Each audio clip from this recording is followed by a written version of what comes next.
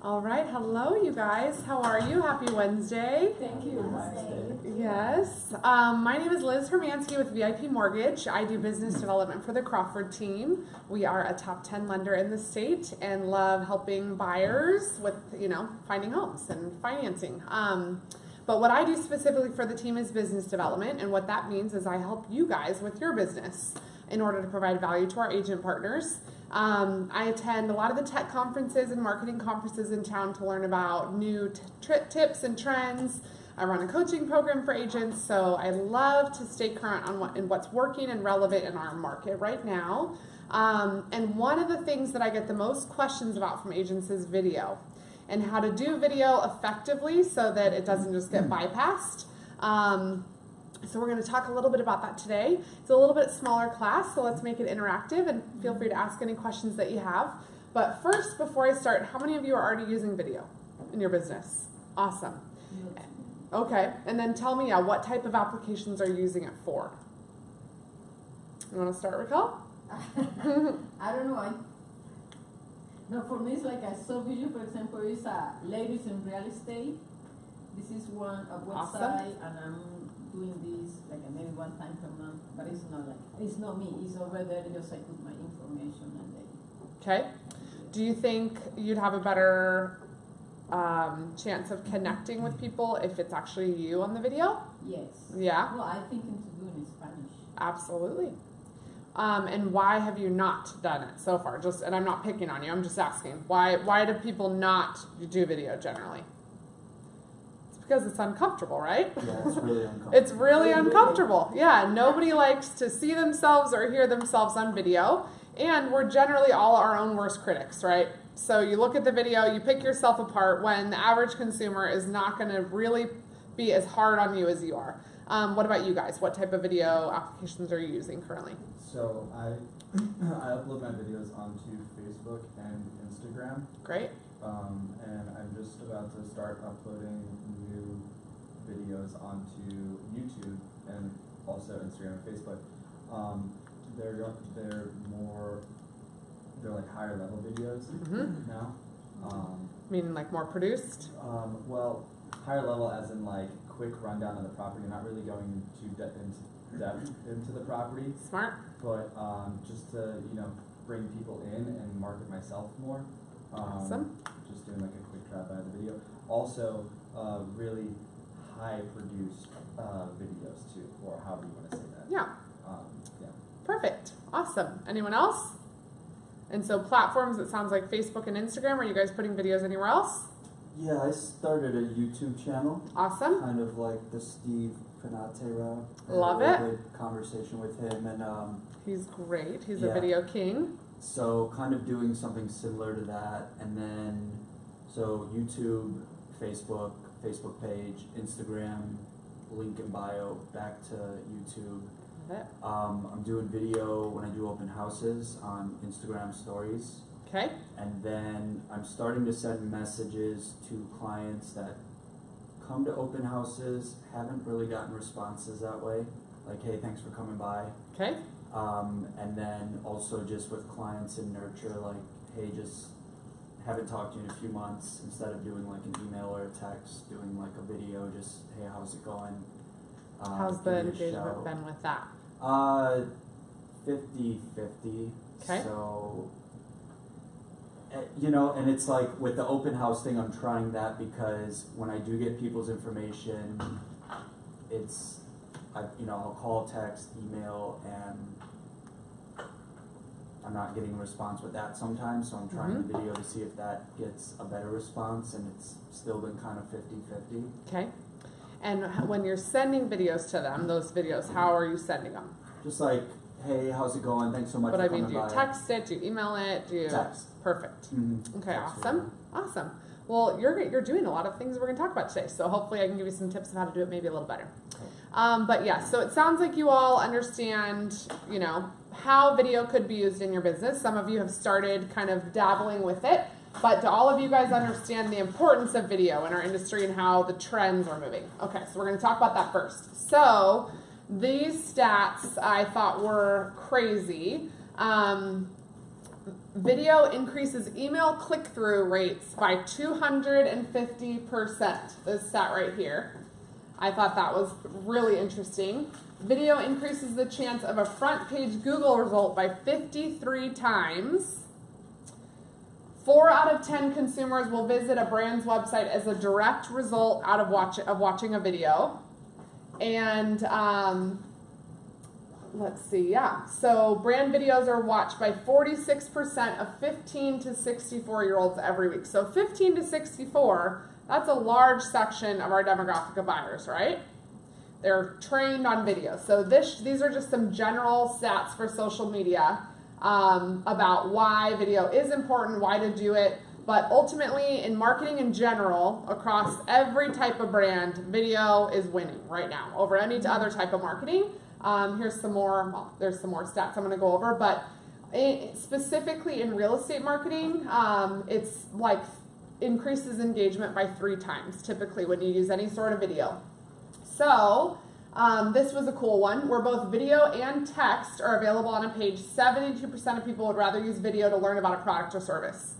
I thought that one was huge. 72% of people, so that's not a small stat. And think of how complicated most people look like on MLS Plano sheets.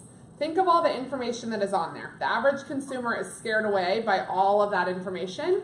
So if you can present it in a clear and concise format using video, more people are going to prefer that. It grows revenue 49% faster than non-video users. Including a video on your landing page can increase conversions by more than 80%. This one I thought was crazy. So how many of you have video on your website? Nope. Yeah? So is it a personal introduction video?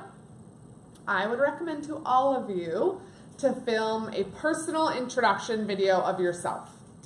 And basically it's just a, hi, you know, I'm Joseph Luca. It's great to meet you digitally. I hope that, you know, like give a little bit of information about yourself, but it's basically the best icebreaker that you can send somebody. The reason why is because people make a psychological connection with you based upon how you perform in that video. So when you meet them for the first time, instead of that initial like awkwardness of we don't know what this guy, you know, everyone has a little bit of anxiety probably before a first meeting with someone. It alleviates all that. So you can immediately get to business, move on with the presentation. So the intro videos are really powerful one we're going to talk about in a few minutes, but I would recommend everyone to film that of yourself. You know, practice it a couple times till you get one that you like. You want it to be comfortable, relatable, and authentic. I think it's a great idea to have that on your personal website. If you don't have a personal website, I think it's a great idea to text that out to all of your people before you meet them. So we're going to talk about that in a minute. But definitely on your landing page, it's awesome. Videos are shared 1,200% more times than links and texts combined. That one blew my mind when I saw that. And you'll see that on Facebook. That's why there's these random Facebook videos that get like 6 million views, right? In a week. They go viral, right? And it's because people share that content. And the way that Facebook algorithms work is that it places much more importance on video content because of the way human behavior works, that Facebook is actually going to show your video to more people than it will your content with links or text. More than 500 million hours of video are watched on YouTube every day. That's crazy, and I have another stat about YouTube in a minute, but it's true. I mean, and especially what I'm seeing is the younger generations, like that are children now, they are watching YouTube for everything. It's unbelievable. But even, I think more and more humans, I mean, even my demographic, when something's broken in my house, I go to YouTube to see how to fix it. Before I hire a repairman, I go to YouTube and look up, you know, unbalanced washing machine and see if anyone can give me a quick tip. So YouTube is becoming ingrained, using video is becoming ingrained in education, training, coaching, teaching, and in the real estate market, it's no different. You can literally Google anything, search on YouTube, anything real estate related that you want. Real estate cold call scripts, real estate FSBO scripts, using Boomtown, like any real estate anything. Now you can find some agent that's filmed a video on YouTube. Now, whether or not it's good content, that's always questionable, but it's out there. And this one I thought is crazy too. So videos will watch a live video approximately 3 times longer than a pre-recorded one. And you guys probably see that on Facebook, right? The live videos always get you get notified when someone goes live immediately. It shows up on your feed quicker, and you can see how other people engage. And I think that's what's interesting. That's why we like it, right? We see who, the little bubbles pop up when someone likes it, and you can see the graph of when people are paying attention. That I think they've tapped into human behavior where we want to know what other people are doing and what other people like. So Facebook has caught on to that, and it really works. So live video is amazing. I think we're going to talk a little bit about live video too, but most people are very uncomfortable with live video because it's live, right? What if I mess up? Everyone thinks that. But what the stats have shown over and over and over is that the videos with mess ups, the more authentic, the mumbling over your words, perform better, always, 100% of the time in split testing. The videos that are perfectly rehearsed and posed typically don't perform as well because people want to see that you're human and that you're not a robot. So I think the more you can be yourself, the better. And this one blew my mind. So by 2019, video will account for about 78% of the world's mobile data traffic, which is nuts. But I think that it's true. I mean, I got a push notification from Apple the other day, and it was like, here's a new tool that we added. I did a software update, and it was a video training. 1 minute, watch this thing. So everyone is kind of doing that now. But I think on Facebook, because of the algorithms, videos are being rewarded, and majority of people spend a lot of their time online on Facebook. And so I think that's where this stat's coming from. But what does this tell you? If you want to be seen on people's mobile data traffic, where do you need to be? Video, right? Yeah.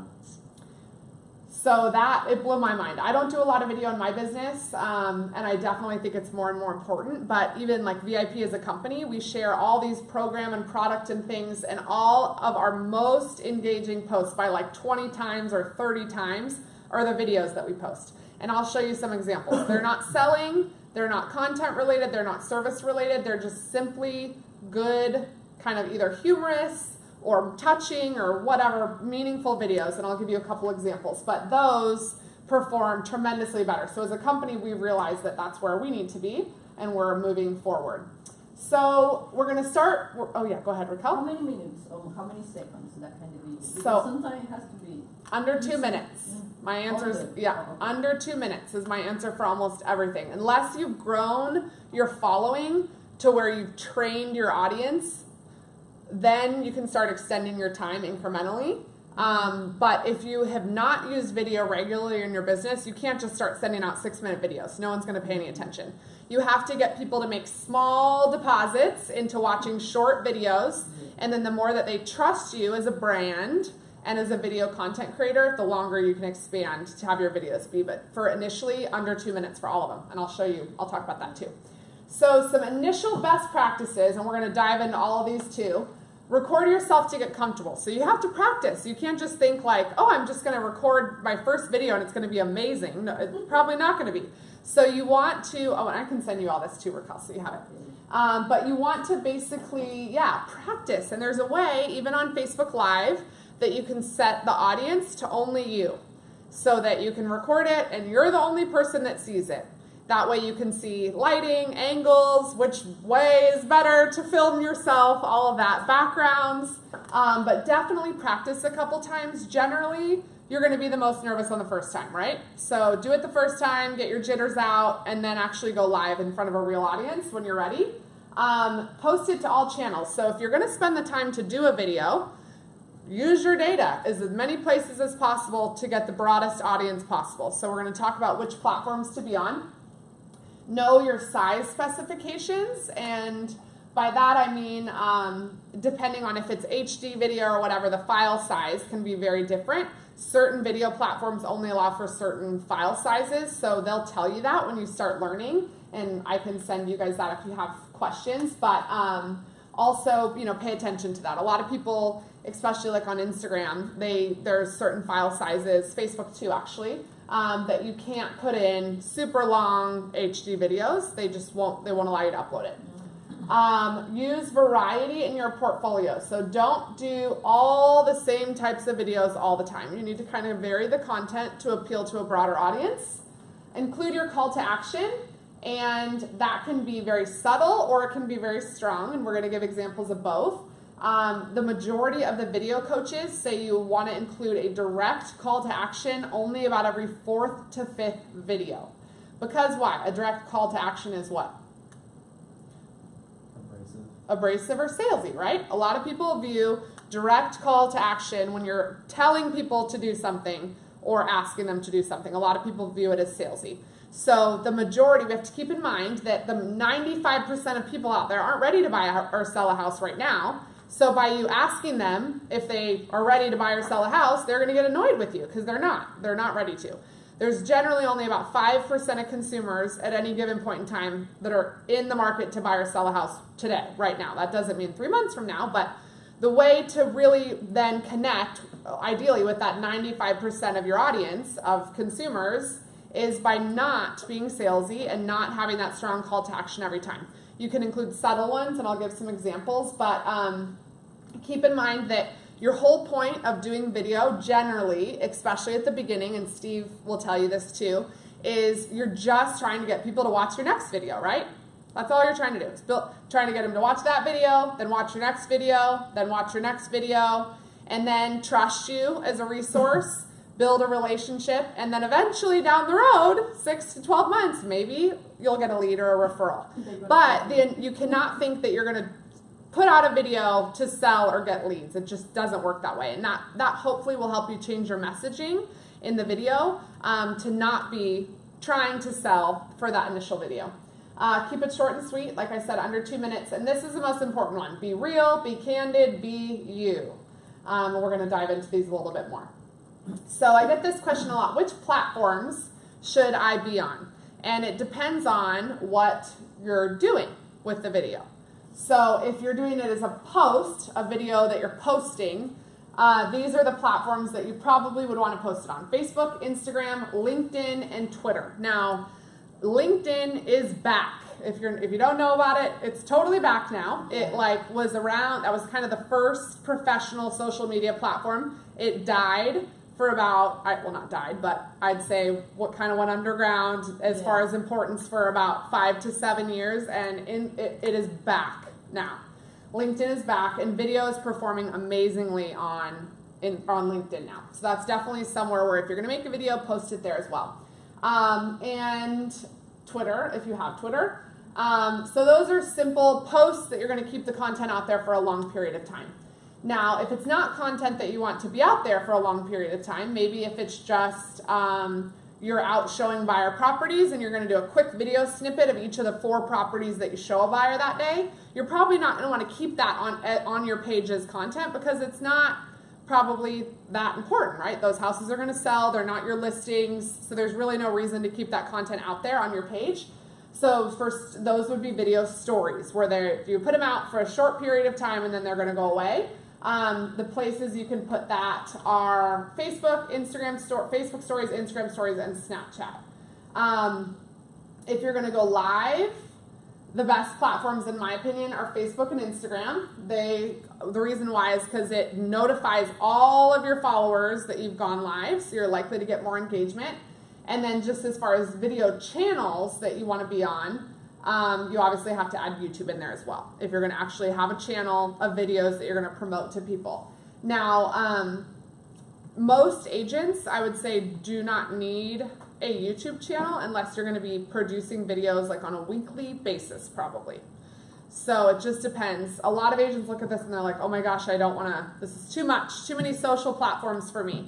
So if you have questions after class, I can talk to you specifically about, how much video you're going to do and which platforms to be on. But I would say, for the most part, the common theme obviously is these two through all of them. Mm-hmm. And then to put, if it's an actual post, to post it on a couple other platforms takes another 30 seconds, right? If you already have the video prepared and you already have your text, you're simply copying and pasting it, uploading the video, and pressing share. So it doesn't hurt for these, but the stories are generally a little bit more work, and going live obviously is a little bit more work too, so it can be harder to manage. But those are the most popular video platforms for those different type of posts right now. Any questions on those?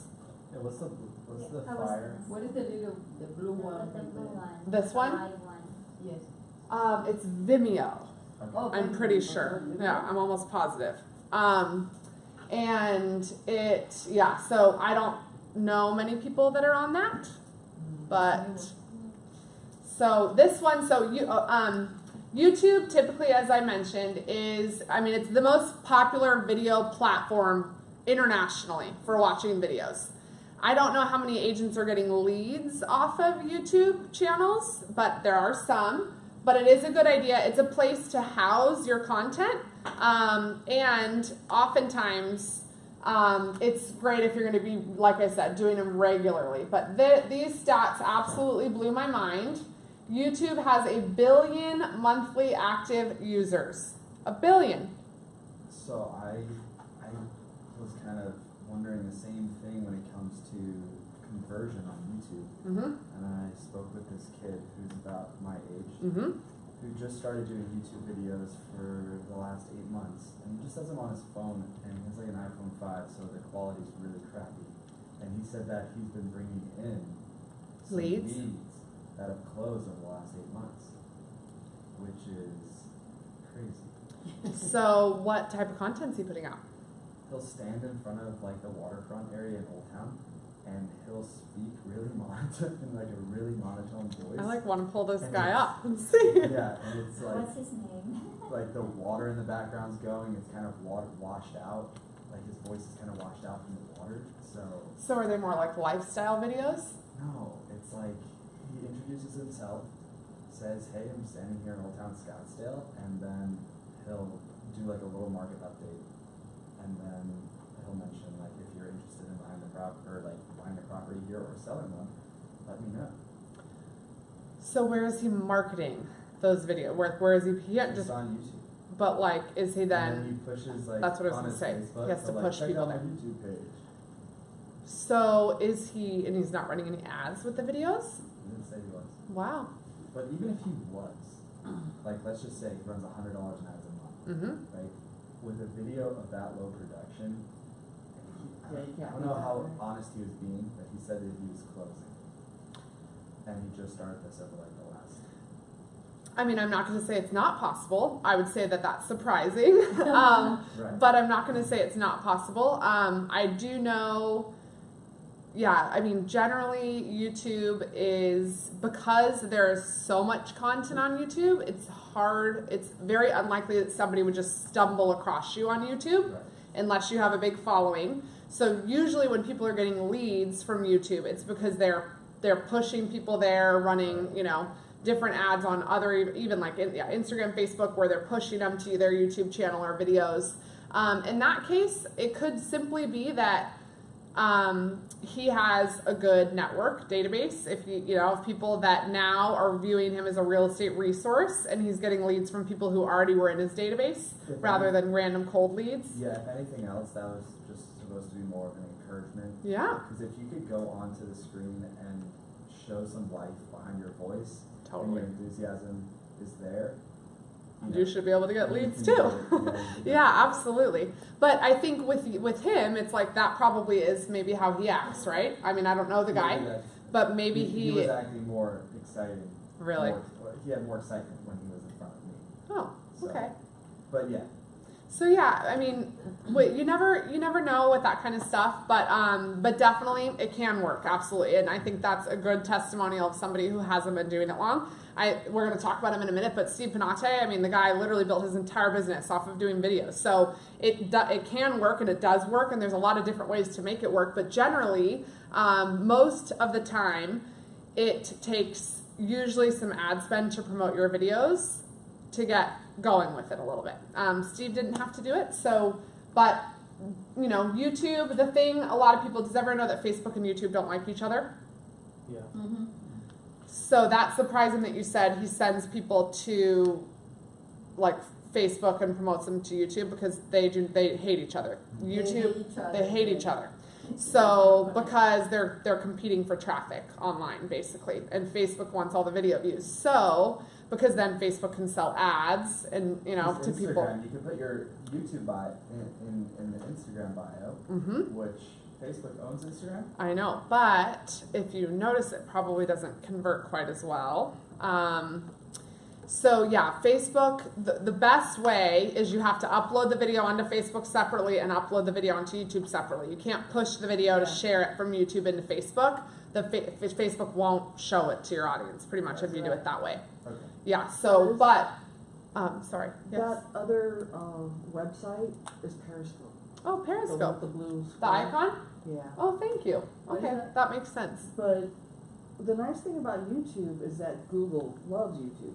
That's what I was gonna say. Yeah, So Well, YouTube, Google owns YouTube. yeah, correct. So YouTube shows up really high in SEO. Like, so if you have a YouTube channel and people type in your name into Google, your YouTube channel is likely to show up higher, even Facebook and YouTube, but both higher than even your own personal website, most all of the time.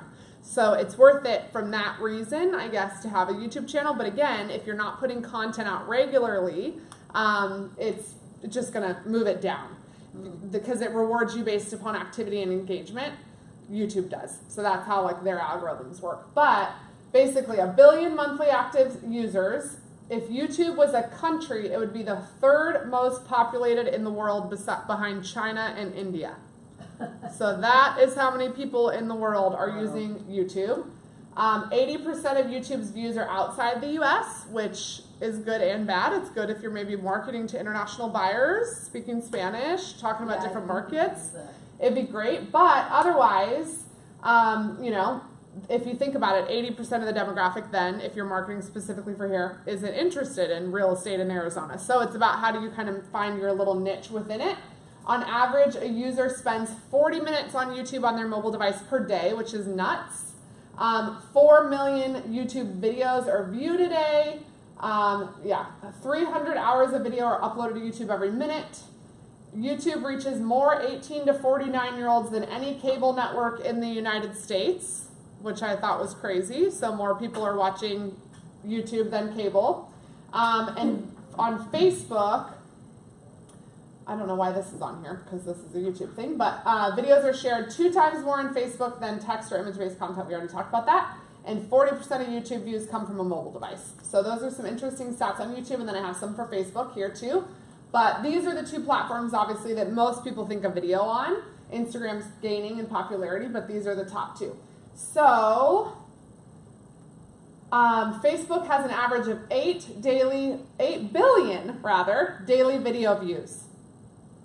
So people are watching videos on Facebook. So it's definitely now number 2 right behind YouTube. It's coming up. And again, people spend 3 times more time watching Facebook Live compared to a video that's no longer live. It's small up there. The number of video posts per person has increased by 94% in the United States. So more and more people, consumers, businesses are understanding now that video is king. Videos have 135% greater organic reach compared to photo posts. So that blew my mind. So again, why you need to do video. And people have watched more than 1 million hours of video with Samsung gear, says Facebook. So, so I mean, basically the stats are there for both platforms that more and more people are using video, more and more people are watching video, and that it's continuing to grow in popularity. So those, I think, are definitely the 2 platforms where you can leverage it. But now let's move on to some practical application. So one of the best things that I want you all to get out of this class today are these different tools that I'm going to help you or talk to you about here. But basically, they're all different apps that allow you, that basically help make your life easier with video. A lot of people just do, you know, the standard walking around selfie videos, which is fine. But if you want to do something a little more professional looking without paying for somebody to professionally edit and produce it, these are some great tips for you. I'm going to play a little video for you guys here that I want you to watch of my new favorite video app, which is called Videolicious. It's pretty incredible. So let's see if we can watch this here. I hope the sound's up. Oh, I have my computer So out. here's how it works. First, I choose my shots. Uh-oh. These can be video clips or photos shot with this device or another camera. Why isn't it working? It's on my computer, but it's not up there. What is that?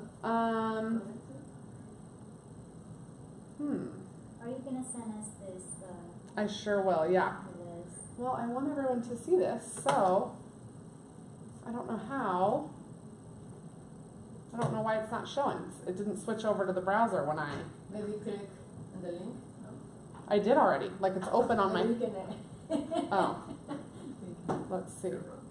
Then I tell my story and I'm going to talk. Yeah, I mean it's playing it and it's playing through that, but it's not showing. Well, let's see here what we can do. Maybe I can pull it up on the TV so you guys can see it.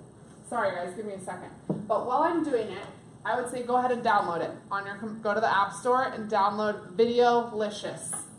I promise it'll be worth it, and I'll show you why in just a second. Okay. Yeah. I don't know why it's not showing on the thing, but we'll do a workaround.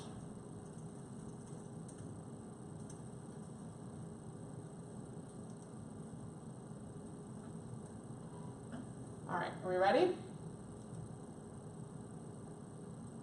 So here's how it works. First, I choose my shots. And these could be video clips or photos shot with this device or another camera. Then I tell my story, and I'm going to talk and tap. And Videolicious will trim the footage, layer it in as B-roll, add logos, music, graphics, transitions, and effects in seconds. Here we go. Hey everybody, Matt Singer here. I'm at 85 West End Avenue. Gorgeous looking apartment with a brand new kitchen featuring stainless steel appliances that you're gonna love. The bedroom has excellent light and very clever built-ins like this desk and this well-appointed closet. So give me a call if you have any questions. I'm excited to give you a personal showing, and thanks for watching. That's it. So let's just put it all together. As a final step, I'm gonna add some music.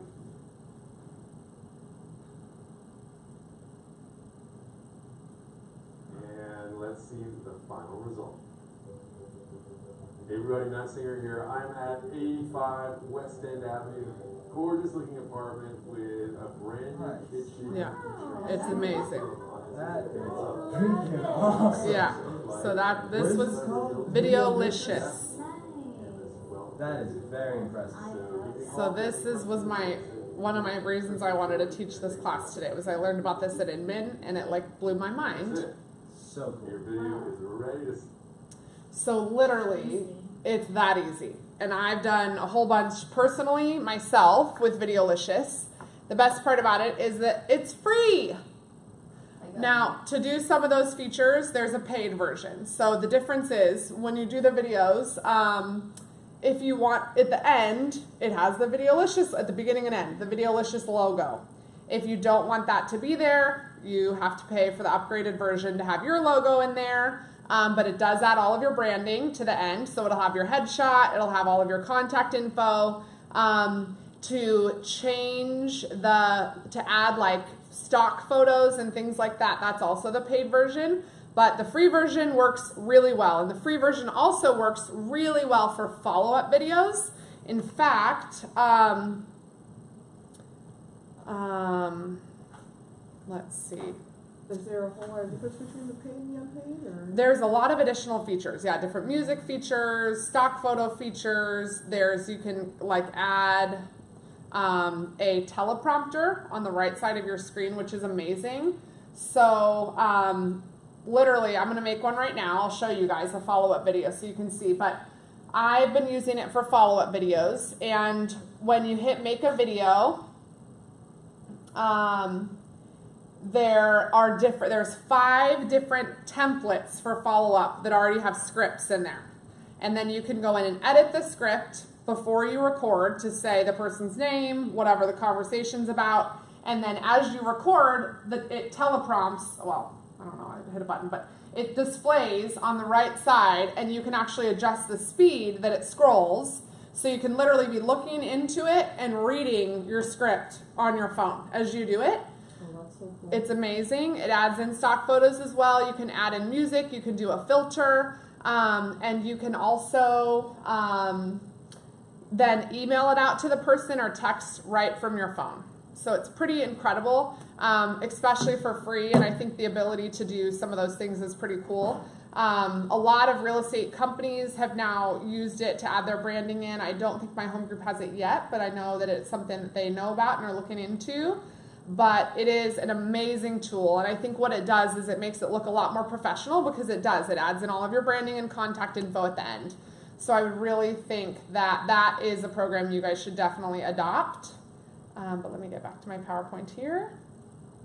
So it's pretty awesome. And then the paid account, if you actually are going to utilize video for follow-up in your business, I would definitely recommend the paid one. Then you can actually import your own scripts as well. So the scripts that you generally use to follow up after an open house or a listing presentation, you can put those in there so that you can just pick from your own list of scripts that you use and are comfortable with, and send out a quick video. But I think it's super powerful. It comes from your email when it's sent, so that it looks like it's from you. You can type in a different subject. You can type in a different message with it. So it's super powerful. I think that one would work really well to film your introduction videos that I would recommend for all of you, and then just store it and forward it to people as you get it. But these are some really awesome tech tools. All those are great, but Videolicious is my favorite of the three. Instagram video tips. So Instagram is definitely gaining in popularity for video, but on stories, it's only 15 seconds at a time, right? So if you have a longer video than that you want to put in your story, what do? You just can't put it in, right? Or you have to figure out your own video editing software to edit it and splice it yourself. These are two apps that do it for you. So basically it takes your video and slices it into 15-second increments and uploads it all for you one time, so you don't have to upload each video. Both are the same thing? But yes, exactly. What are you finding more effective? I like Cut Story. I just find it a little bit easier to use, but they're the same thing. And that way it is they're very seamless, as far as it doesn't seem like there's a weird overlap or gap between when the videos are cut. So I think those both work really well.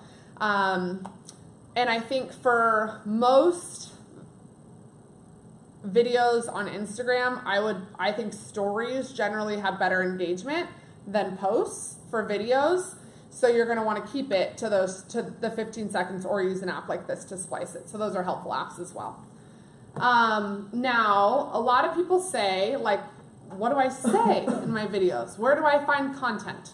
So here's some great ideas of places that you can find content that are super helpful. Medium is one that's awesome. You can basically read like the latest news and articles specific to real estate or finance, and you can choose to follow certain topics. So you can put in there that you're interested in home design, home remodeling, real estate, finance, whatever it is, and then it will let you show you the most current headlines or things from any of those topics or subjects. And you can use one of those as a great video topic. So a lot of people, I think that their content has to be more than it does. I mean, you can literally use one headline, if it's a good headline, with relevant stats, and make a video just about that, and then direct people back to the article. Send me an email and I'll send you the whole article. If you have more questions, I'm here, something like that. But the goal is, I think Joseph said earlier, is you're just trying to get their attention. You don't need to necessarily tell them everything about the house or everything about the article, just enough to capture their attention and basically entice them to reach out to you, hopefully is the goal, right? Co-schedule headline analyzer basically helps you to determine whether or not people care about what you're saying. So it allows you to type a headline or a content in there, and it will give you like a relevancy score of whether or not it thinks the average consumer will be interested in that topic. So that one's helpful as well. It tells you, if it's click-worthy or blog-worthy, which is helpful if you're trying to analyze if content is good. And Feedly is another one, and basically this one's really cool because it has multiple news sources within that app, and you can subscribe to feeds. So similar to like Instagram, where you follow people and then they come up in your wall, Feedly, you can follow specific content sources, and then you'll have a wall of those that you can use for content ideas as well. These are just great to have talking points, or if you need something to discuss in a video. Now, I'm sorry? Oh, Feedly, yes. There's also, I don't know if you guys know, but google.com/trends. Do you guys know that one? Say that again. Google.com/trends is another one. If you're looking for more like lighthearted video content, I'll show you guys up here. It tells you basically what is trending right now in the media. So it shows basically, what is trending. So the midterm elections, NFL season, these are what was looked at most in the United States. George Washington was on there. Yeah. Recently trending, here we go. So the presidential alert, obviously that happened today. 500,000+ people searched about that today. The Cubs scored, Mean Girls, Lakers. So these are the things that are recently trending. So you could literally, do a video on the presidential alert today or what, anything, especially if it's housing, finance related, you can always find that out here. It also, you can go back by years, but basically with any of these, it allows you to click on it and it shows you like what the headlines are that people see. So it's helpful to kind of give you some ideas. I don't understand what Mean Girls Day is. I've never heard of that, but apparently there's such a thing now. But this is a helpful one as well. And also, I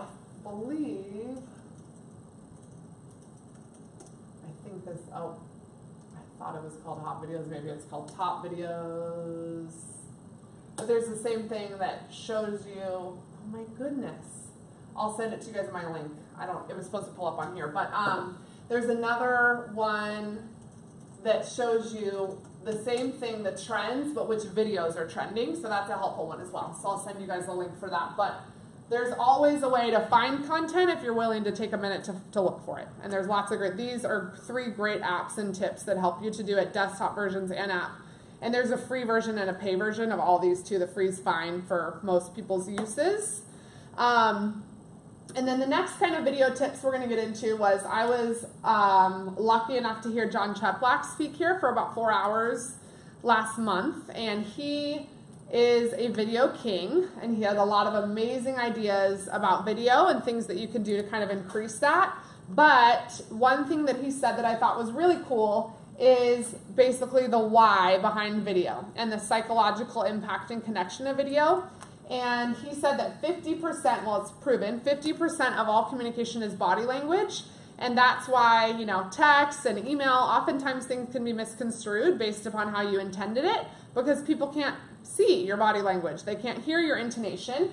And so video allows them to see that, which builds a stronger psychological bond and it builds an emotional bond too. So if you think about it, this is like the whole reality TV phenomenon, right? So they took these people that nobody had ever heard of, and put them on TV. And then guess what? They were celebrities. I mean, it's crazy. Like if you think of all these teenagers that were on these reality, like Orange County shows and all these things, it's like they were just an average kid that went to high school that maybe had wealthy parents, and they put them on TV, and all of a sudden we feel connected to them because we're watching their lives and they're celebrities in our minds. And guess what? The whole media cared about them. It's the whole like Bachelor and Bachelorette thing. Every season, look how popular that gets, and it's on the cover of every magazine. But the reason why is because people do form psychological and emotional bonds with people that they watch on video. And with that, also, what's really cool is that the human brain cannot differentiate between a floating head on a movie screen and a floating head on a phone or a screen. So basically, meaning if you start doing video, you become that real estate celebrity in people's mind. And they think of you that way. It builds the same. They've done all sorts of responses or all sorts of tests on like the neurological responses of watching video, and it's literally the same. So with that, Jon Cheplack also said, though, that still the most powerful converting videos are still the casual selfie walking around videos, which some people in the class challenged him on because they do the, more produced style, which is great. And I think it just really depends on your audience and your subject matter. But he still says those are the best, and that's what he's found with his clients. So I think that should be a good thing for you, that kind of there's no excuse. Even if you can't afford to have a mass-produced one where somebody's editing it all for you, try a selfie one, see if it works, and basically just keep testing to see what works for you. But again, this I thought was interesting. So you asked about length. Videos should be 2 minutes, once a week at a minimum. So if you really are going to start using video as a lead generation platform in your business, you need to plan on putting out content every week. And that can be a bit overwhelming for people if you haven't been doing it in your business. So with that, that's why it's important to have a plan and a strategy with your videos. And a lot of agents who do video very regularly and very well, they'll do like a whole month's worth at once. So they'll have one morning where it's their video day and they film all their 4 videos for the month, and maybe they switch their shirt or whatever. But I know that the majority of agents do that rather than having to take a morning out of your week every week. Just take, one morning and bust them all out, because you'll find that after you do the first one, you'll be more comfortable and each one will be a little bit easier. And that way also you can plan out your content for the month as well. So I would recommend doing that. This bullet point I thought was really cool. He had a lot of agents that gave him this objection, like, well, I don't want to do videos once a week because I don't want to spam people. I don't want people to get annoyed by my videos or not watch them because they think I'm sending them too often. And he said this: spam is not a frequency issue, it is a content issue. And I think that's a really important statement. So ultimately, and do you guys agree with this? Like in the emails that you get, the only ones that you mark as spam or get annoyed by are the ones that you don't care about what they're saying to you, right? Generally, if it's still something that you're interested in, you're not going to mark it as spam. You may not read it, you may just delete it, but you're still going to keep receiving those emails. For example, I know like a lot of people, if you subscribe to a store, for example, and you get their coupons emailed to you, like I generally, if it's the store that I shop at, I'll just delete the emails, but then I won't unsubscribe or mark it as spam, because then when I'm going to buy something in 3 months, I'm going to use the coupon. So I think it's the same kind of thing. And with relevancy in our world, as long as people find that you're providing them information and value on something about the real estate market, something about lifestyle, something about their community, they're going to keep engaging with your videos. So it's not how often, it's more the content that's important. With video, when you send them via email, the goal is 40+% open rates. If you're getting less than 40% open rates, generally it's because content's not good enough. So that's where you have to try figuring out what people care about with your content and what to say. And the goal, again, is to remember you are not trying to get them to buy today from you. So you're not trying to sell to them today. You're trying to get them to go on a consumer journey with you. So you want them to be on a long-term relationship with you as their real estate resource. And all you really need them to do is make a micro commitment by viewing some of your content. So you're not trying to get them to refer you today necessarily, although that would be great. But the idea is to just keep showing them, providing them with valuable information, keeping them on your list, keep them opening your videos, so that when they are ready, you are that real estate celebrity in their mind, because they already trust you and have built a relationship with you, at least an emotional one or a psychological one. So I think, again, keep that in mind with your content.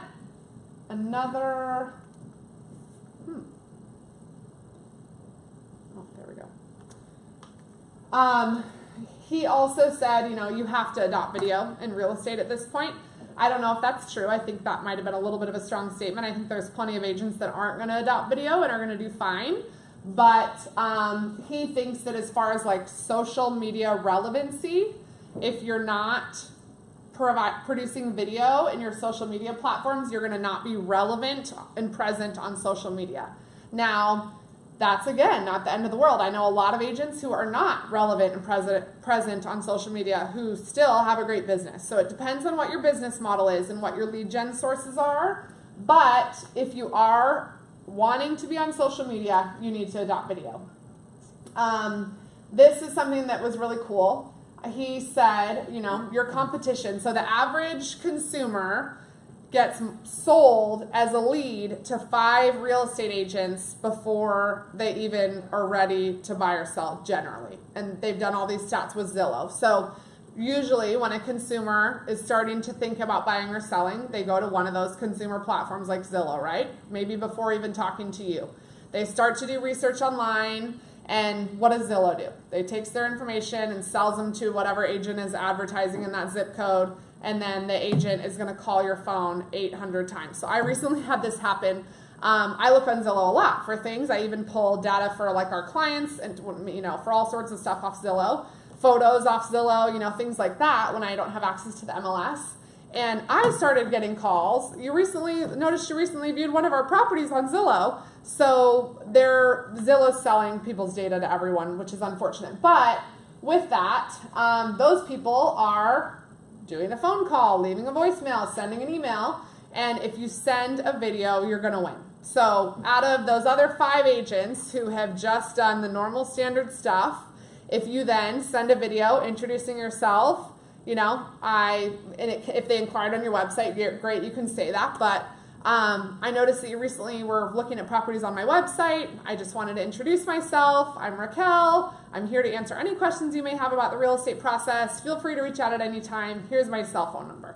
So that is a much different thing than like you're just on my website searching for properties. Do you need any help? You know, it's much different. It's much softer. So the video introduction, I think, is really, really important and powerful. Especially when they've already probably gotten those cold calls from the other realtors from whatever sites they were searching on. So keep that in mind. Is anybody having luck with that? Yes. Like sending video intro to leads? Totally. Really? Absolutely. On lenders and real estate agents both now are doing it, and it's working really, really well. I've had success with it when I was applying. Yeah. Yeah, I think it works great. I think what it does is it makes the initial call easier, right? Mm-hmm. So that way you're not as scared to make the initial call because hopefully they watched your video and realize you're not a serial killer or whatever, you know. And then secondly, because when they answer the call, they're like, oh, they already feel like they sort of know you. So it warms up the call significantly. Yeah. There's a couple teams here that in my home group that do it and are having amazing success with the intro videos. And you know, another thing that you get is just kind of face name recognition. I remember I would like go to tours and stuff, and I have people come up to me and say, "Hey, I loved your video," and I'm just like, "Who are you?" So I mean, it's more than just getting leads. I mean, people get to know you in a superficial way. I think it's one of the best ways to build, name recognition, absolutely, because what happens, you know, is if it's just a random lead that you haven't actually converted into a relationship yet, if they're actively looking, they're going to other open houses, they're meeting other agents, and it is so hard. I mean, a lot of people are terrible with names. They're not going to remember your name even 3 minutes after they leave, you know? So it really does help create that recall. And most people remember physical faces better than they remember names, and they can build a stronger connection with you. So I believe that's absolutely true. This was really cool. So they've done all these tests on like recall, name recognition, and just memory. And basically 1 minute of video is equivalent to 1,600,000 written words. Wow. So think about that. So that means you can send somebody 400 emails and they're going to feel more connected to you with 1 minute of video than all 400 of those emails, generally. I guess it does depend on your content. And I think it depends on if it's your database who already knows you and then they can hear you in your emails versus cold people who don't know you. Does that make sense? But as far as like a new prospecting lead generation, video is weighted so much more heavily. So instead of spending time, you know, texting, voicemails, emails, try video. It's proven to be a lot more powerful. This I thought was really cool. So Nielsen Rating Company, so they decide what the value of time on TV is, and they're the ones that help decide how much ads cost. So they determine like an advertisement during the Super Bowl costs this much, an advertisement during The Voice costs this much for 30 seconds, whatever. So they did these stats, and after 5 seconds of video, brand recall goes up by 35%, name recognition goes up by 37%, and like license to buy, or meaning people actually are, have an intention to buy, goes up by 35%.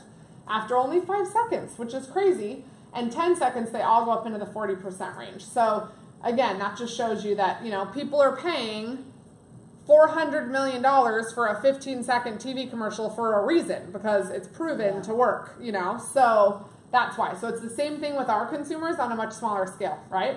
And except we don't have $400 million to spend. So the idea is, how do we do it cost effectively that is going to yield results? And I think this is the key. Don't overproduce. People want someone who's authentic and real. And this goes back to the whole like produced video series versus selfie style things.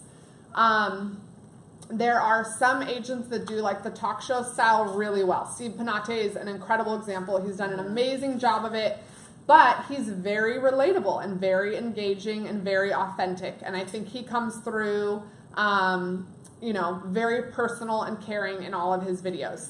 He's been honest about, his stutter. He stutters in some of his videos, so it's very authentic. It doesn't seem mass-produced because there are imperfections in the video. Versus, I think a normal person sitting behind a desk, it's going to feel a little stiff, right? If you don't warm it up somehow. So that's why generally I think the selfie, like impromptu videos perform better, is because you are immediately more authentic because you don't look like such a newscaster behind a desk. Does that make more sense?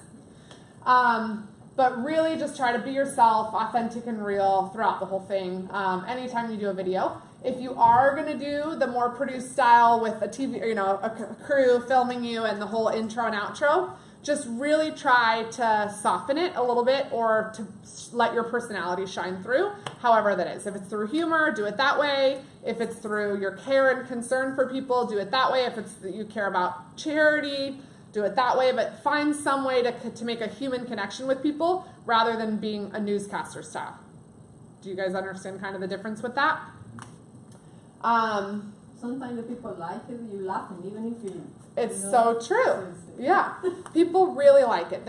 I think, and if you think of it, there's very few newscasters who are celebrities, right? Think of it that way. It's like just as many people watch newscasters as they watch reality TV, but the reality TV people are the people connect to and care about, and it's because it's real.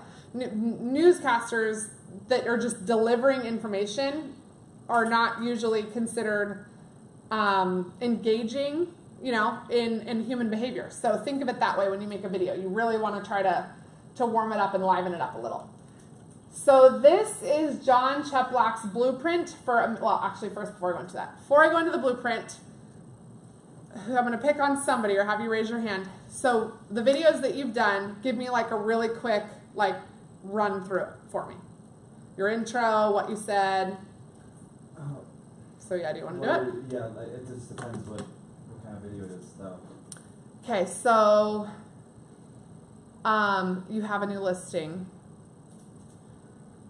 How would you, that you want to feature on video, how would you start it? Welcome everyone. My name is Joseph Luca, here again at one of my newest listings here in XYZ. Before we go ahead and take a look, I just want to give you a little detail of the landscaping and where this property is located. I go into that, and then let's go take a look inside. And then we go ahead and we look inside the property and run them through just the main features of the property. I don't go any more than 4, depending on how big the property is. Even if it may have 8 awesome main features, I may only show them. Or split it into 2 videos, yeah. Yes, I may only show them like the magnificent wine cellar with the beautiful backyard, or the beautiful kitchen with the awesome playfront area, or something like that. Perfect. And then I close it out by... How? So I close it out, and closing out is always so... Tough. It's tougher for me than introducing something. So what I like to do sometimes is just say thank you so much. I hope you've enjoyed this property, and if you have any questions, go ahead and give me a call. My contact information will be attached to this link. And then other time, I don't know, I really just kind of feel it feel it out. That's good. Because Yeah. you're already too far into the video to redo it. Like, No, yeah, you're right. Like you're closing out, so I just try to make it short, and the less abrasive, the better. Perfect. The Love less it. so, the Okay. better. So there was a lot of really amazing things about that. So bravo. I think, I mean, you sounded natural. It sounded good. I think it flowed well. But I'm going to give a couple constructive criticisms if I may. So, and this is John Cheplack's, what he says, not me. I'm not a video expert, but people pay him lots of money to coach with him about videos. So what he says is don't start with who you are, because a cold consumer isn't going to care. Your database cares who you are, right? Because they've already bought into you as a person, your friends and family and sphere and all that. But the cold consumer generally doesn't care. So if your goal with videos is to try to grow your audience to people who don't know you, don't start with you. And I know that's hard because it seems unnatural to just start talking without introducing yourself, right? But he says the way to do it is to wait to introduce. So I'll give you an example. And then I think your ending was awesome. The soft, that's like a soft call to action is perfect. You don't want to do a strong one except every fourth or fifth. But I think that's where most agents fail with videos, is they start like this, like, hi, it's Liz Hermansky. Thanks for watching. Today I'm going to tell you a little bit about some great ways to get down payment assistance. But what happens? I've already lost people, right? Because people don't, it's too long. People don't care who I am. They only care is like, do I want to watch this video? So you have to start by telling them why they should watch the video initially. And you kind of did that a little bit, so I'm not. But here's what he says the blueprint is. So open up a loop of curiosity is step 1. Introduce yourself is step 2. Talk to them like a second grader is step 3, which I thought was really funny. Future pace or foreshadow them to get them to watch the entire video, and then educate them. Hit the bullet points, and at a maximum, do a call to action every 4th to 5th video. So a lot of this is what you did, a very similar, I mean, you had a clear beginning, content, middle, and end, which was great. But I think the only thing is your opening was good. I can't remember exactly how you said it, but you put your arm, it was engaging because you made welcome. Yeah. Talking a little bit about the property. My name is Joseph Luca. This is my new listing. Let's go check out the inside. perfect. So I think the only thing he would do different is he starts generally always with questions. So, and questions that you're going to answer. So I, at that point, would ask a question about, do you want to see the best entertaining backyard I've yet had in a listing? Keep watching and I'm going to show it to you. Something like that. And then, hi, it's Joseph Luca. Thanks for tuning in. But start with a question. So where they're like, wow, yeah, I want to see the best backyard you've ever listed. That it's a hook initially from the beginning. So whatever it is. And sometimes there's not really a strong hook, right? So you have to reach a little. But in that case, you can be creative to find one generally. Or it's just a hook like, if you've been looking for a year plus. Exactly. In this area. Yep. Or just, are you frustrated with inventory being low? I have a great new property that just hit the market that I'd love to showcase for That's you. you Watch raising to hand, see the something best like that. feature. Yeah. Yeah, okay. So just try to really grab them at the beginning before you go into who you are, or because generally they don't care about you yet and they don't care about the property yet. So you have to get them to buy in. And then the talk to them like a second grader thing is, when he said this, everyone laughed and it seems a little placating, but what he means by it is that you're not trying to ramble and prove how smart you are or whatever. You're trying to connect with people. And think of how a second grader teaches. It's like, hi, how are you doing? It's so great to see you.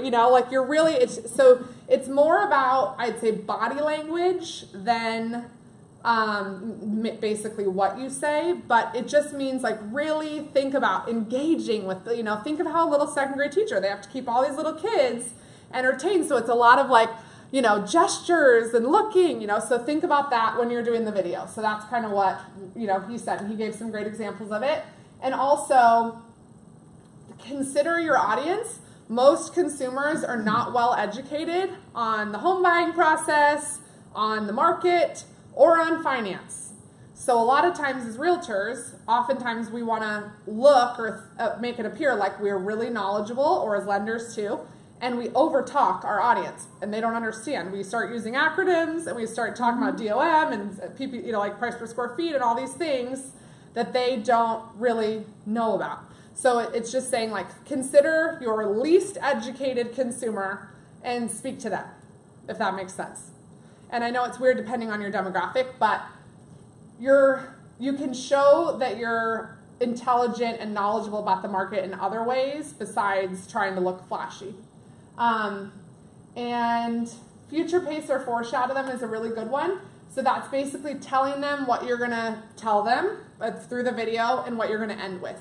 And he always says that basically save the best thing for last. So whatever the the best content of that video, save that for the very end of the video. So like for Joseph's example, it could be something like, have you been looking for 6 months in Arcadia and not found your home yet? Well, good news. This may be the house for you. Hi, I'm Joseph Luca. Thanks for tuning in. Today I'm going to show you the 3 best features of my new listing. Number 3, the kitchen. Look at this amazing kitchen, whatever, built-in, stainless steel, 48-inch rain. Number 2, this backyard. Look at this amazing, incredible backyard, blah, blah, blah, this many square feet. And the number 1 most amazing feature is this master bedroom. Look at this closet, look at, whatever. So save the best for last, work to it so that you keep them watching. Don't give them the most important content of the video at the beginning of the video. And then obviously educate them, hit the bullet points, and then end, as he did, with a soft call to action. So feel free to reach out to me on my Facebook page or at the information below if you have any questions. I'd love to chat with you, and I'm always here if you need me. Something like that. That means strong. So that's like a strong call to action. Did you just give a strong call to action? That was kind of a passive one. Can you give a strong call to action? Every 4th to 5th. Oh, you mean an example of one? Sorry, can you give an example? Yeah. So a strong call to action was, if you know anybody that's ready to buy or sell, please, like it's the typical thing that people ask for. Asking for referrals is a direct call to action. So just more specific rather than the general, like. Yes. Yeah. If this property fits your description. Yep. Go ahead and contact Exactly. me below, rather than it's more of like hey, we know that you're buying or selling. If that's the case, go ahead and contact us below. Yeah. Something like that. What if you were more casual about it and just said, hey, you want some more? Click my website up. Perfect. Yeah, that's great Some too. people like that. Yeah. Some people So, but I mean, think about how many the normal, like Tom Ferry and all these other scripts. It's a direct ask. It's like you see a friend you haven't seen in a while. Hey, do you know that I'm a realtor? Do you know anyone looking to buy or sell? Would you refer them to me? It's like the direct thing. Don't do that. Except every 4th to 5th. Does that make sense? So the soft ones are just making sure people know how they can get in touch with you if they need it. And then every 4th to 5th, it's like a direct ask of them. I think this just came to me too. I like when juices start to get flowing, but I don't even think doing like a soft close on every property or on every video is good. I think if you like this video, that's such great news because we have so much more content coming. We're excited to see you next time. Something like that's fun. Yeah, you connect and it like with leads them. them on rather than saying like, contact us below every time. Like, no, they're gonna see you and they'll contact you. Absolutely. That's a great example. I think the goal is just really to get them to watch your next video, right? So I think that's a perfect call to action is like, we have another great property we're going to feature next week. Stay tuned. Look forward to seeing you. Something like that. Just very simple and subtle, I think is better. Because ultimately, if they hear the sales pitch every time, you're a salesy and they're put off, So in this day and age, if you want to find somebody, you can find them. So if people want to find you, they're going to find you. So reminding them every time probably isn't necessary. I think that's a great point. So here was kind of one that like a lot of lenders use, or actually agents too. So we actually did one with an agent not too long ago that performed so well. They sent it to a bunch of renters and they did a video and they started it with, we're like, did you know that you can purchase your own home for about the same amount as you would put down for a rental deposit? In this video, I'm going to tell you ways that we can get you into house by just paying for the inspection and appraisal. I'm Liz Hermansky with VIP Mortgage, and we're going to talk about the top 3 ways you can qualify for down payment assistance or whatever. So again, the hook at the beginning, but basically it's a hook that maybe they didn't know. Most people don't realize that you can get into a home with little to no money down these days. A lot of the 78% of Americans said that they still thought you had to put 20% down to purchase a home. So I think for agents, that's a great script. Like, did you know that you don't have to put 20% down when purchasing a home? I have lots of great ways. You can do this, you can do this, you can do this. So that's a good one. But yeah, so ask a question, introduce yourself. In this video, I'm going to share with you the 3 tips to do this. So again, that's like spell it out just like you would for a second grader. In this video, I'm going to do this. Do it. And then, yeah, start with the top, work down to the best or the last. And then educate them and deliver and, you know, give them a reason to watch your next video. So, and keep it short, obviously, is important too. So that's a good one. That one performed super well. I had an agent who did it, sent it out to their database, and they got 42 leads. They had about 1,200 renters leads that they'd been working that are currently renting, and they got 42 leads out of that video telling renters that they could get a house for the same almost as their rental deposit. And so that one was really powerful. So that's How good. they sent it out? BombBomb. Does Bomb? Sorry, go ahead. Go ahead. Does BombBomb have email drip campaigns? I do not They're not, believe so. They're not canned, you'd have No, to produce yeah. content, and then you can schedule and send them out. Yeah, I don't believe that they do. Because there's no CRMs that do video drip campaigns right now, are I there? think Lions Nest does, but you have to produce You have to content. put videos in Yeah, there, I and then don't- it'll drip campaign them out. Yeah, it'll drip campaign anything you want. Does it really? Well, but you have to set up the whole automation. So Right, you but have to set it up. You have to get the content, you have to set it up. And you have to Once set you up the get it all set up, timelines and all that stuff. It's a lot of work. Yeah, but if you have videos made, then you can feed that into LionDesk, and LionDesk will punch that out to your whole. But you have to basically like come up with a template every time, and you have to say like, I want this one to go, you know, this month, this one to go 3 weeks later. You have to put the schedule and all the So you content. have to build the Yes. whole. Yeah, as far as I know. Well, I mean, you should be able to send any video though. Like, let's just say you have like a little cartoon thing about how to do a DPA. You can stick that in there and send it out. I mean, What's it a doesn't necessarily. DPA? Down payment assistance. Sorry, I got technical. Yeah. Because I know LionDesk has templates from Teams that you can copy. So I was just wondering if you You could have to make purchase the them videos, generally. feed them in there, and then because something I'm thinking about a lot is like, how do you get people to, you meet a buyer at open house, right? You throw them on a drip campaign, and because you're having a hard time, you know, you call them 6 times, text 6 times, whatever you do, and now they're on a 6-month campaign of 18 touches, whatever it is, over the 6 months. But maybe if you did that with videos, it might be a little more appealing for them to click on it. Yeah. I was just thinking about it, I don't know. A lot of people Especially if you're also. doing, like the internet leads, you know, they don't know you from Adam, so. Yeah, exactly. So something similar, yeah. Yeah, it would work, and a lot of people too. A lot of systems don't have the ability to like embed the video in the body of the email, so it attaches it like as a link or whatever. And links generally do not perform as well or go to spam. A lot of times they get flagged.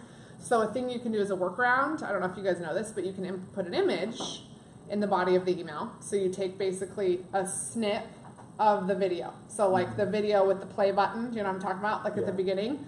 You snip that as a photo, you put the photo in the body of the email and hyperlink the photo so that when they click on it, it takes them out to your YouTube or whatever. Because generally, to embed the video in the body, the file size is too large or it gets flagged by senders. So that's a really good workaround. If you're trying to send videos through like Outlook or Gmail or whatever, do it as the snip with the little play button that's hyperlinked to wherever the video is hosted. That's a good idea, because Yeah. that was a drawback from BombBomb, is with BombBomb you get a lot of stuff sent back because the files are too long. Yeah. And oftentimes then too, wherever you're hosting it will track your video views, right? So that's also helpful. So you can see which videos are getting more engagement, which one is working, you know, what you should do more of in the future. So that's a good tip. Go ahead. So I find that MailChimp is really good with videos. Mm-hmm. You can upload videos. You get to see who clicks anywhere in the MailChimp on what links. It really tracks everything. I use this for all my sphere, my prospects, my clients, that past and future clients, right? And I get to Where see do you where find the, that? it's called MailChimp, and you get up to 2,000 people on your emailing list for For free. and you can email as much as you'd like, pretty much, like, 2, 3, 4 times a month, and they can be videos. I went ahead and I made a template, I put my social links on there with the logos, and video is really good because I get to see who clicks where and how many times they click to watch it. It's awesome. Which is so good. And I know the only reason I bring this up is you guys are bringing BombBomb up. I know it costs money. It does, yeah, $99 a month. Yeah. As an agent, even in like my personal life, I try to reduce my subscriptions in life everywhere.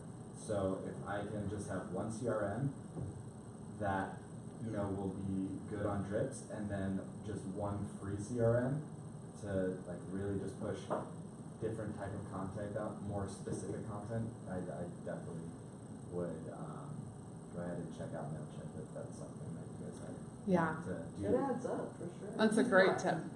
Google, Apple, mention. What's that? No, you say mention. What I got this. Oh, it's just it's a website, so you go to it and it's a free, you just create a login, and he's right, like you get a certain number of contacts that you're allowed to put in for free, and then a certain number of total sends per month that you can send for free too. 15,000 emails. Yes. 15,000 emails per month. So it's a lot of emails, but yeah, it's called MailChimp, like monkey chimp. Yeah, and he's right, it's cool. The analytics are cool on it because it does show you how many opens, how many bounces, how many unsubscribes. The only issue I've seen with agents using MailChimp is that if you're straight using a cold list and you get too many that mark you as spam or unsubscribe, then MailChimp will disable your account. True. So that's So- why you have to, make sure that. It's a good list, yeah. Or that your content's good. One of the two.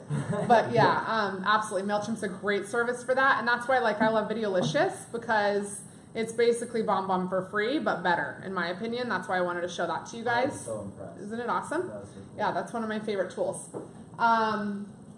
We're almost out of time, so I'm going to try to wrap up here. But so a lot of times people are like, what other applications can I use video for? So here's some great ideas. I think it's really effective to use before and after listing presentations, before and after buyer consults.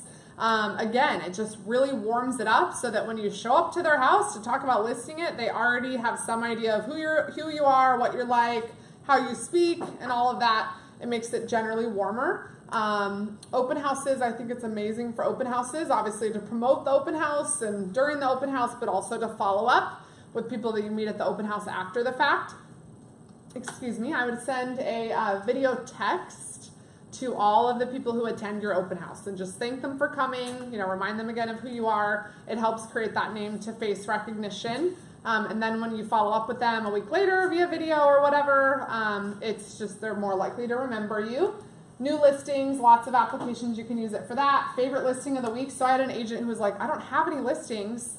I don't really have any content to make videos about. And I'm like, why don't you do a favorite new listing of the week every week? And so she featured it on her Instagram stories. So she created a Facebook business page and an Instagram page for a neighborhood. And so then every week she posts a new spotlight of the week, best new listing of the week in the neighborhood. And she's grown her audience organically pretty well doing that. And none of them are her listings. So you're allowed to do that 100%. Business spotlights are one of the most effective for quickly and organically growing an audience. Has anybody seen examples of that agents have done? So that means so say you're working in, or you are trying to market to Gainey Ranch or whatever. You then maybe want to go in and interview the owner at Altitude Coffee in Gainey Ranch and ask, and nothing about you or your business or what you do. You're simply just spotlighting the business and that business owner and letting him market himself.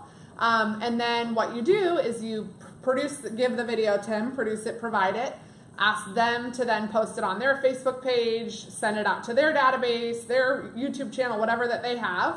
And then you do the same, but basically you then all of their followers are more likely to see it and connect to you because you're tagged and all that kind of stuff. So it's the best way, I think, to grow an organic audience, especially in a smaller community like that.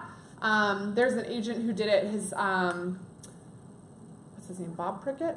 Chris Prickett. Chris Prickett and Anthem, that he did all these community spotlight videos, and they each got like 6,000 views from spotlighting these business owners. And then what it also does is it helps build a referral network from the business owners too, because then you provided a value add to that business owner. They're more likely then to remember you and refer you when they need real estate services. So it's a win-win all around. Follow up, it's really effective for if you have that lead that's just not calling you back. And I know you said you haven't had a lot of success with it yet, but keep trying. I definitely think that it will. And again, I think with sometimes really non-responsive leads, you have to threaten to, or you have to do something, not threaten necessarily, but you have to do something to get them to re-engage, right? So I've seen a lot of agents that are like, that if you've had them on a portal for a while and you've been sending them emails of all the new properties that fit their search criteria, a good way to see if they're still interested or not was, I'm cleaning up my database. I'm going to go ahead, since I haven't heard from you in a while, I'm going to be shutting off your search. If you still need my services, I'm still here to help. Just let me know. But it's a good way to see if they're still interested. So a soft thing like that can be helpful. And then obviously, happy birthday or congratulations. With the world these days, it's like, the average person gets 200 Facebook messages on their birthday and, 50 text messages or whatever, but you don't get that many calls anymore, right? And you certainly aren't getting video texts. So I've started video texting people on their birthday, like literally, and I literally sing to some of them, depending on who it is, and I don't sing very well, but just a personal, like, hey Tracy, happy birthday, just want to let you know I'm thinking of you, I hope you have an amazing day, love to get together soon, something like that. But it really connects with people it won't get lost in the swarm of other texts and Facebook messages that they get, so use it for that. Same thing for congratulations, weddings, new babies, baby shower, bridal shower, all that stuff. Video texts go wonders. We only have a couple more minutes, so I'm gonna wrap. Scripts, so this is a little bit about like storytelling in videos and how it can connect with people. So this was another first-time home buyer one that was really cool. So it was like, if you're like most first-time home buyers, you're probably afraid and don't trust real estate agents because you probably had a bad experience in the future and don't trust salespeople. I agree, and I totally understand. I've had that experience too.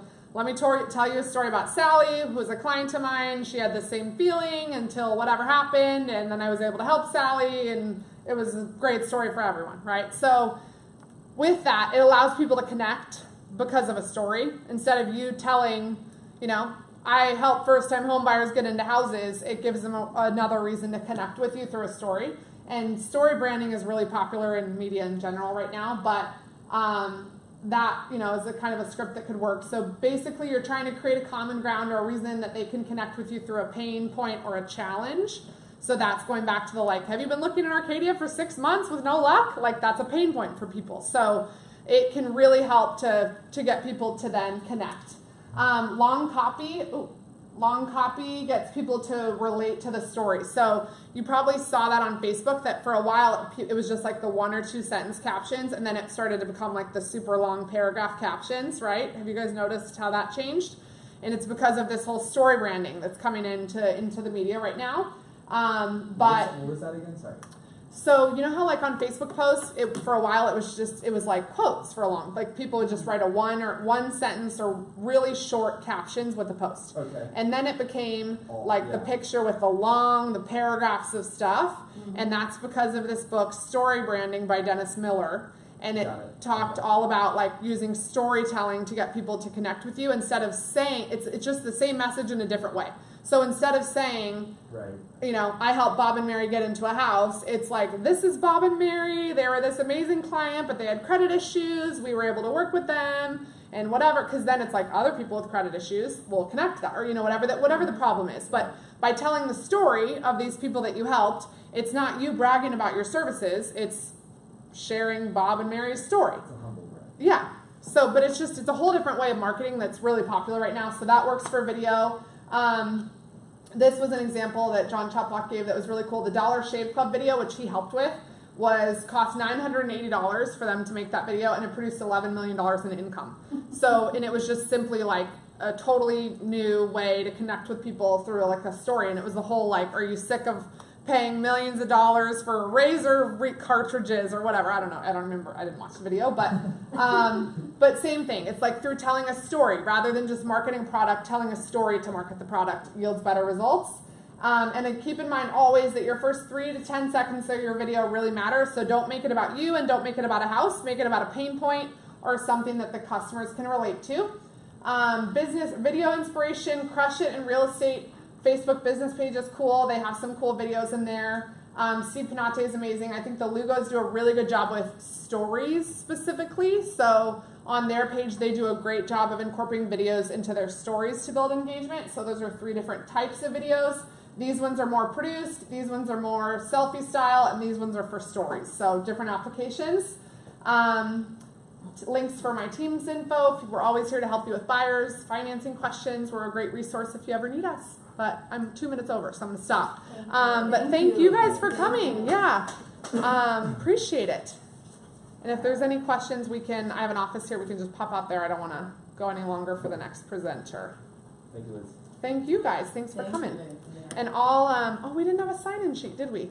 No. I was gonna say I'll email out. My card is upstairs. Oh, thank so you. Appreciate it. Can you I sure will. Thank you so Yeah, much. great to meet you, Raquel. meet Do you send my email? Yes, yes, I can. I'm saving for the next class, so.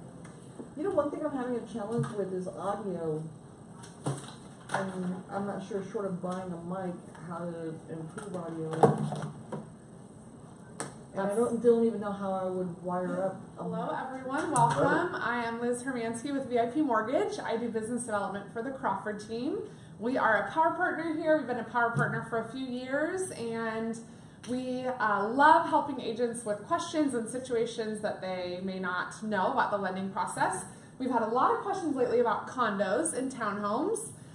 So we have a great class for you guys today about all the ins and outs of what you need to know when selling condos or townhomes. So I'm going to introduce Christy Shriver, who's a senior mortgage banker with our team, and she's going to tell us everything we need to know today. So thanks, Christy. Thanks, Liz. Welcome, everybody. Good to be here. And the last class we presented, we had a lot of questions on condos, and that's actually not surprising, as there are so many condos listed. It's amazing how many are being built, how many are being listed. So as you can see here, 2,065 condo townhome listings on the MLS. That's 1 out of every 8 listings. That's a lot. And there's a lot of condo education behind the scenes. So when it comes to the financing portion, it's not just a run-of-the-mill single-family home. There's other guidelines we have to abide by, adhere to, things we have to do. Let's see here.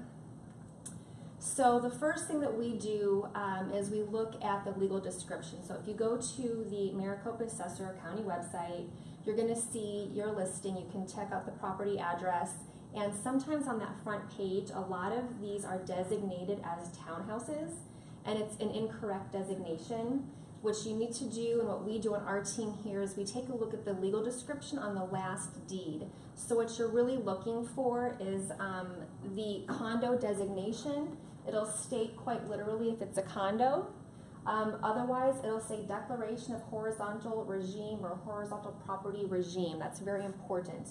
That will designate the actual condo, and that's what we need to look for. Can you see that on Monsoon, or you have to go to the recorder? You go to the recorder on the website, and then you can actually, it's a blue link to click on the last deed. Okay. And when you go on that last deed, the legal shows up on the public records, and it's a quick check. You want to look for that, and on our team, we look for that. So if you have a client that has a condo that they're looking at, we vet this up front. We take a look at public records, we look at that, and then we can because sometimes it designates it's a condo and it's an actual legal townhome, and it is not a condo classification. The pricing's a little bit better. There's a few other guidelines we don't have to adhere to, so it's a good step to take. What's the difference between a townhome and a condo? That was that last slide. Oh, I'm sorry. Yeah, no, we didn't really talk about it. So, Yeah, so this was, I thought was crazy. There's 181,333 condos or townhomes. The assessor only has one classification here, but that's significant. And then the median value is 120,700, and that's up 10% over last year. Right.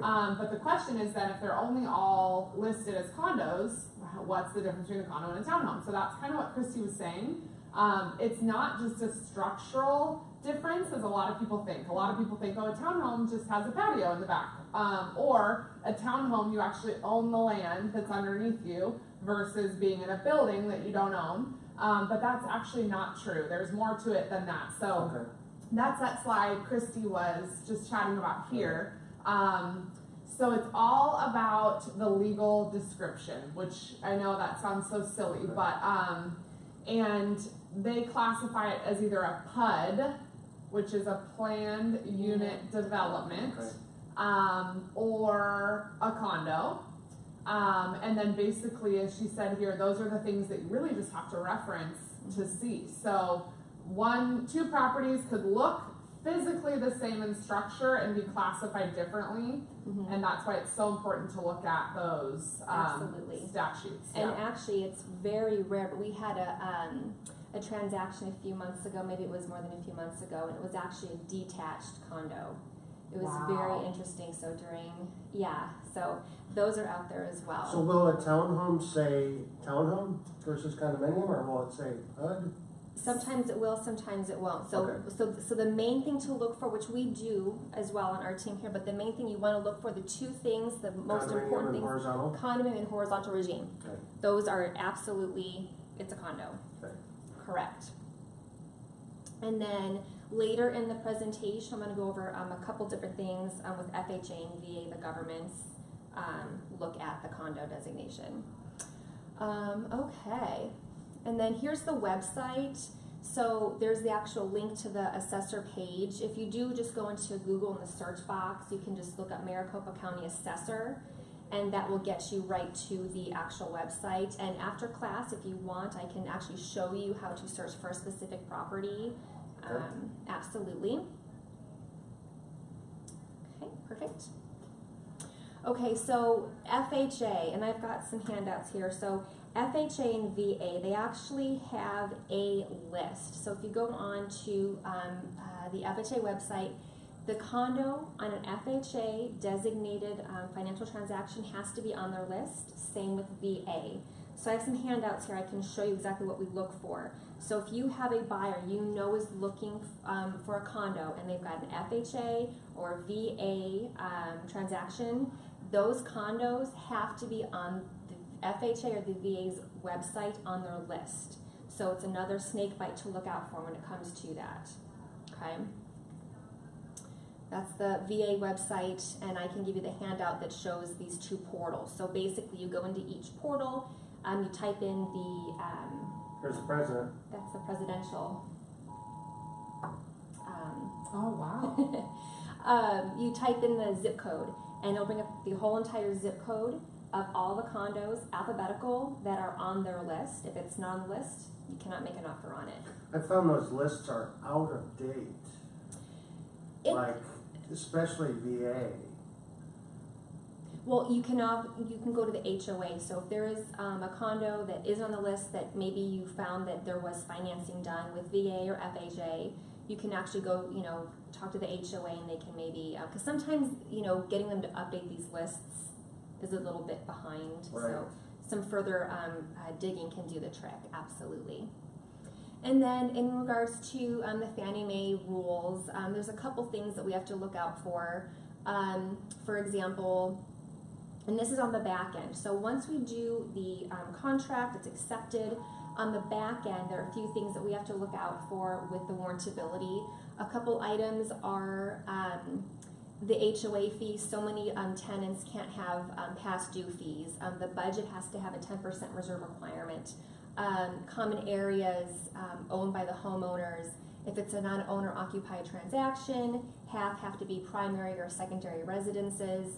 So these are things that we vet after the contract's in. So the upfront, the most important, is making sure it's on the list if it's FHA or VA, and if it's a conventional finance loan, we go to public records and we check to make sure that an entity does not own more than 20% of the units in the project. Now that just changed on June 5th of this year. It was 10%, it's now 20%, so that's actually great. It opens that up for a lot more transactions to be allowed for mortgable condo. And that's, this designates this right here. Now there are some projects that have a very small amount of units. So with the 5 to 20 units, and then the projects 21 or more, there's that 20% designation.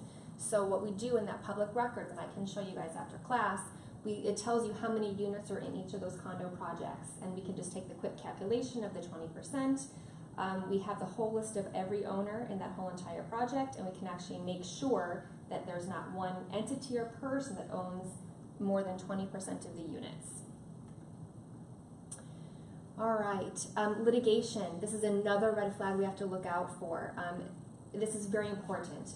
These properties are attached. So let's say there's some kind of structural litigation. There's something wrong with the structure. They're in litigation regarding the structure that can obviously affect an investor, whatnot. So we have to make sure that litigation, we're clear of any litigation on the structure. And then limited review. So there are some ways to get around some of these guidelines. So if the purchaser can place 10% down or more on a primary home, we can do what's called a limited review. It's a simple questionnaire that asks a few basic questions, and we don't have to dig into those previous guidelines we looked at here before. Some of these items we don't have to worry about. So it's kind of nice if they're placing 10% down. And then as you can see here for a second home, 25% down, and same as an investor purchase. And then this is just kind of VIP mortgages process in regards to pre-qualification.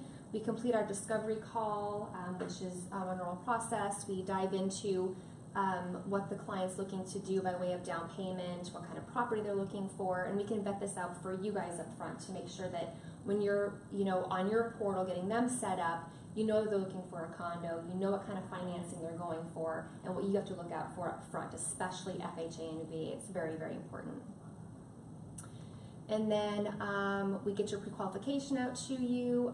Everything's done in-house for us. So we have our condo desk in-house, as well as our processors or underwriters.